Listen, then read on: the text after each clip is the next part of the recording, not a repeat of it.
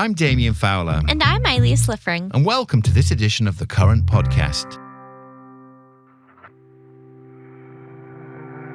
This week, we're delighted to talk with Kristen Banks, the SVP of Marketing for the Las Vegas Raiders, formerly known as the Oakland Raiders, and for a while, the Los Angeles Raiders from 1982 to 94. But since 2020, the Raiders have made their home in Las Vegas, and this year, the Raiders hosted the Super Bowl at Allegiant Stadium. That's the first time in NFL history that a Super Bowl was played in the state of Nevada. In fact, the match was the most streamed in history by a record-setting audience. Now, although the Raiders weren't playing in the match, the event marked a watershed moment for the NFL, for Las Vegas, and the game in general. We started by asking Kristen what all that attention meant to the Raiders. It's incredible. Coming into working for a brand that's been around 60 years. So the Raiders organization has been, around since 1960, and they've never hosted a Super Bowl. So for the first time, coming to a new stadium being built in Las Vegas in 2020, not having it open for the first 2 years that the stadium was in full operations because of the pandemic. And then fast forward to this year, hosting the Super Bowl on a wide, really global stage was incredible. It was incredible for the brand. It was incredible for the city of Las Vegas. And I think it really represents a new chapter in sport and what's happening in this city. And, also thanks to streaming and probably also Taylor Swift a little bit, let's be honest, we're seeing new fans come to the NFL. What I would say is, again, drafting back to the pandemic, is that there was already a change in consumer behavior and how consumers were absorbing and watching content. Certainly with the pandemic, that increased that aptitude. And so you saw this incredible spike in how people are consuming content, certainly migrating away from being cord cutters or potentially cord nevers who had a cable package and moving into streaming services. Certainly you see that even more so with the younger population and Gen Z. It's about simply being available to every audience type that's out there. And that could be on their mobile phone, on their tablet, when they're watching the game, still on regular television, but going to social media platforms or YouTube to consume additional content that only enhances the experience. That's interesting. One of the things that you said to me, Kristen, was about that streaming and second screen experience is that in effect, there's a sort of virtual community of fans who are sharing content as the action is happening and unfolding. How do you think about that and leverage that as a marketer? Because that seems like a pretty exciting real-time opportunity. It's such a unique world, right? Particularly for younger audiences, we'll say, under the age of 25. If they haven't documented it, then it's almost like it didn't happen.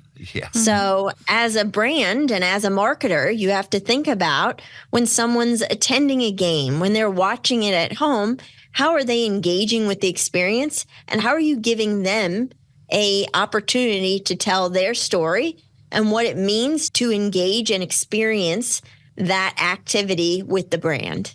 I'm quite new to the Raiders organization. I joined 6 months ago, right at the start of the 2023 season, the height of Super Bowl. And so my team is deep in the throes of the strategy and planning of how do we build audiences and how do we ultimately create customer journeys long term.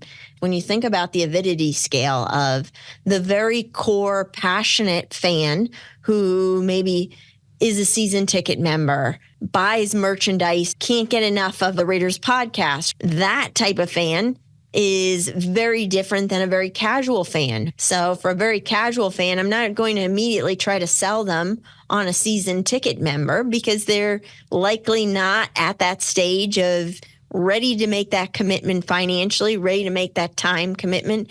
So how do I get them to watch a piece of content? So it's really about building out each person individually and saying, okay, this subset of fans represent this group and follow this typical pathway.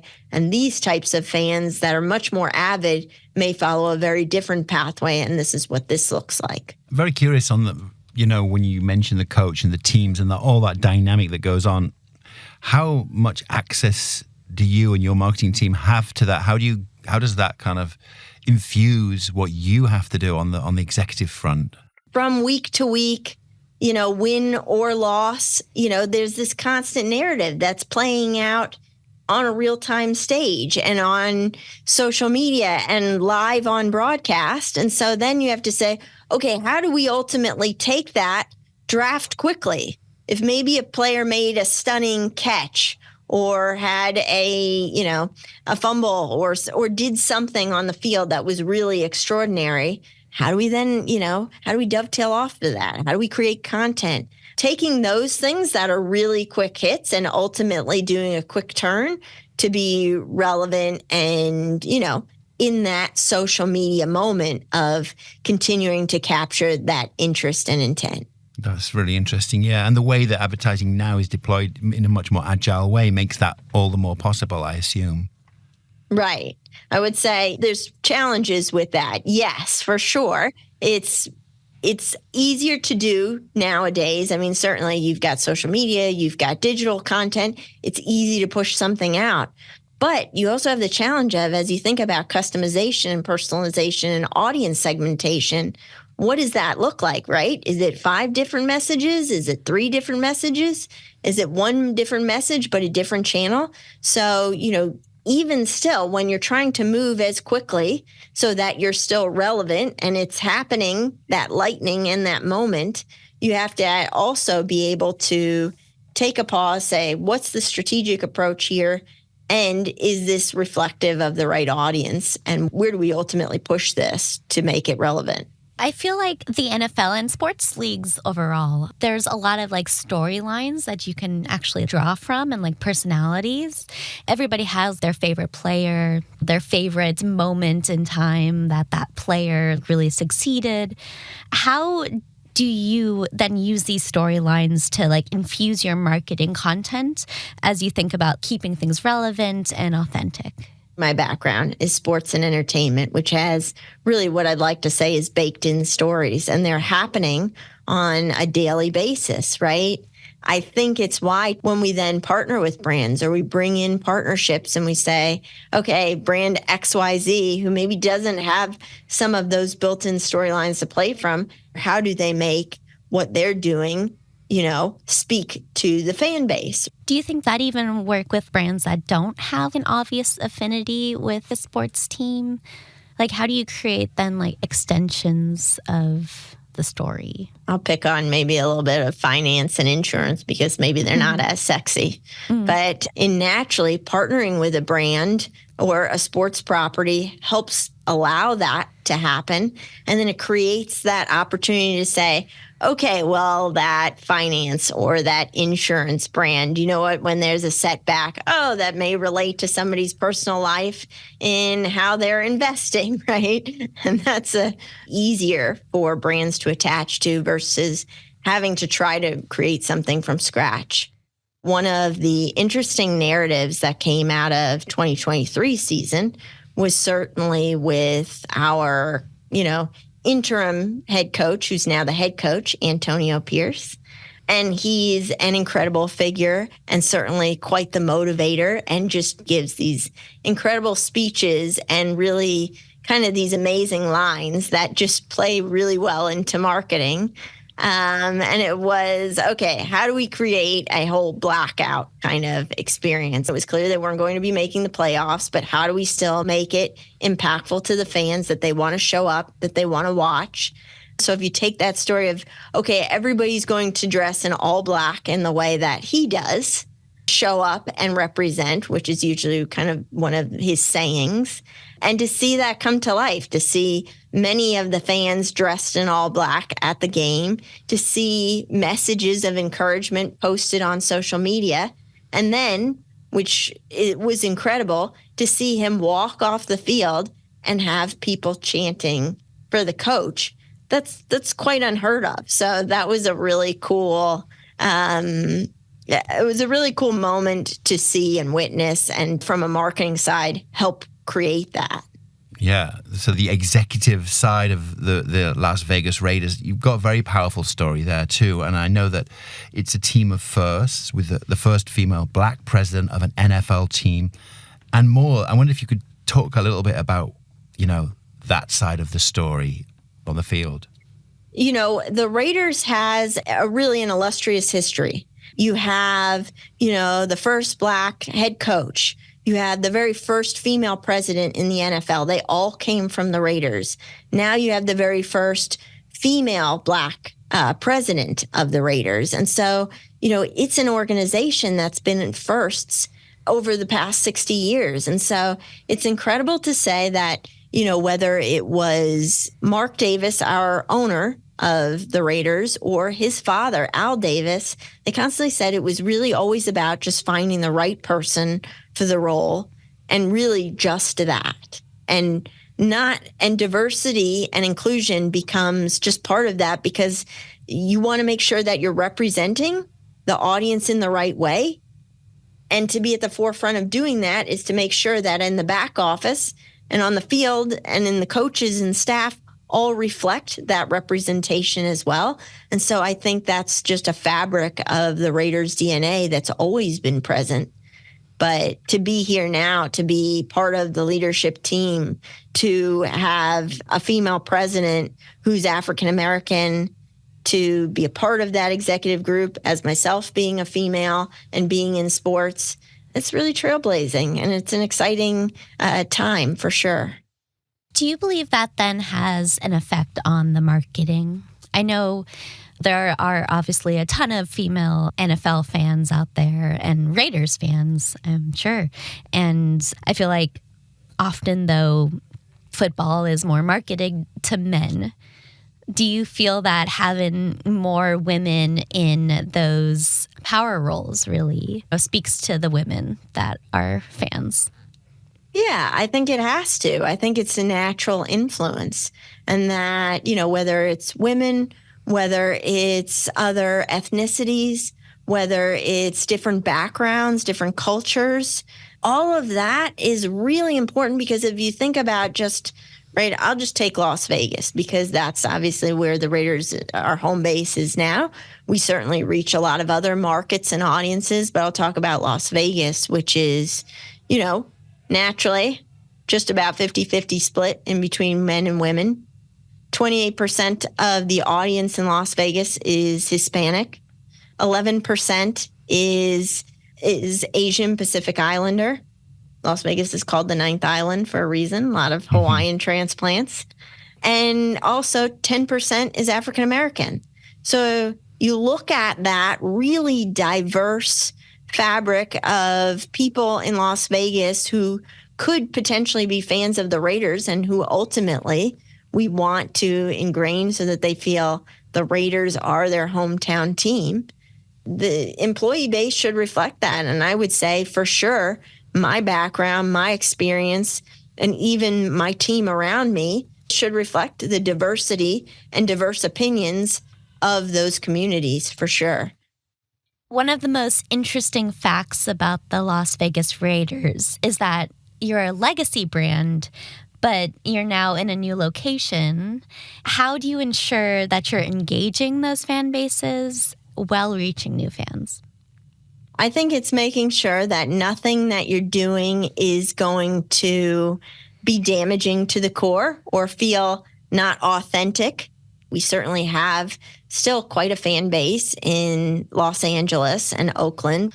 But then to say, okay, now we need to bring in new fans completely different that are not part of those generations, that are introduced to the team, because now we're here in Las Vegas that has never had an NFL team before, that honestly never had any professional sports team up until the last 5-10 years that would have been completely frowned upon in what was formerly called Sin City.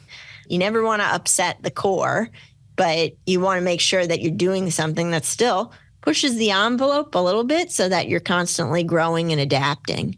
And I'm curious about this too, because, we're living in like a digital world now. Anybody can go on and stream like a Raiders game no matter where they are. with fan bases, especially across cities, across states, does location matter as much these days to be a fan of a particular NFL team? I think it depends. I think it depends on who you ask, and I think it depends on what type of fan and what avidity scale. And the reason I say that is I'll say, the Raiders, we are very proud of the fact that we have a season ticket member in every state in some 15 countries that grace our stadium. I mean, that's a little bit of, a little panache to say that.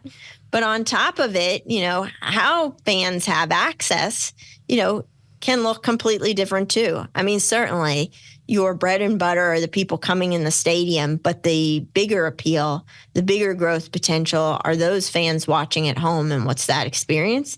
And to your point, Elise, that could be done really anywhere, right? And then to what they have access to. Some of that, depends on live broadcast rights and where games are aired. But there's also an incredible amount of content. And for anybody under the age of 20, getting them to watch a full game sometimes is a challenge anyway. So they're going on TikTok and watching some highlights. So those really casual fans, keeping them engaged, which can be at home, on the go, in a different city, in a different country, is certainly relative and important too to the Raiders' overall growth. So, Chris, you mentioned that Vegas is pretty new to sports, but I do know that, your background, which is very interesting. You were a lead marketer for the UFC, which was one of the original sports franchises in Vegas, along with boxing.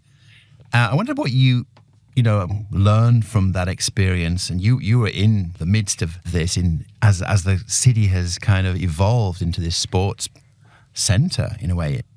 Yeah, for sure. I mean, I moved to Las Vegas back in 2015, was with the UFC for 8 years there, formerly worked in entertainment for NBC Universal in Orlando. So I'll say I've always had a background of a cast of characters and rich stories to play with. But on that end, when we moved back in 2015, very different landscape. One, there was no stadiums, and there certainly was no talk of baseball, basketball, or really any other national sport. And so UFC had planted a flag many years ago as already being a boxing town where you'd have, big events. But what I will say is good timing of having that past experience, because you're trailblazing. You're saying, okay, how do we set a flag here? How do we do this? How do we make this work?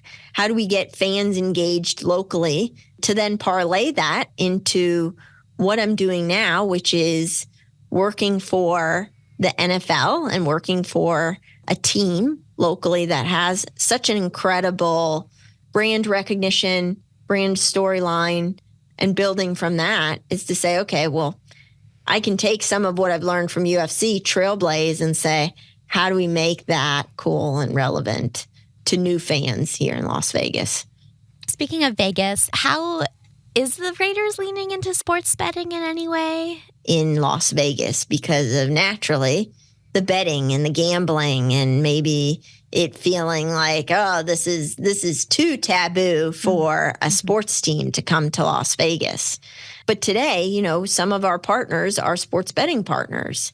We have MGM Bet, who's a corporate sponsor. We have DraftKings, and there are league partnerships with sports betting partners.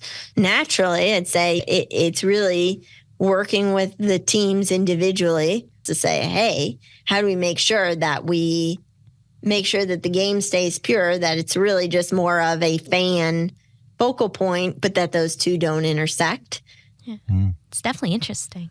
The Raiders are kind of, I would say, different from a lot of other NFL teams. And I'm curious about what you would say about why that is. For instance, like the nickname, I know Raider Nation is really strong, and the fans are maybe some of the most spirited and passionate. Yes, yeah. In the league, I would say. What do you think? They really represent and tap into what the Raiders brand is, which is about individuality.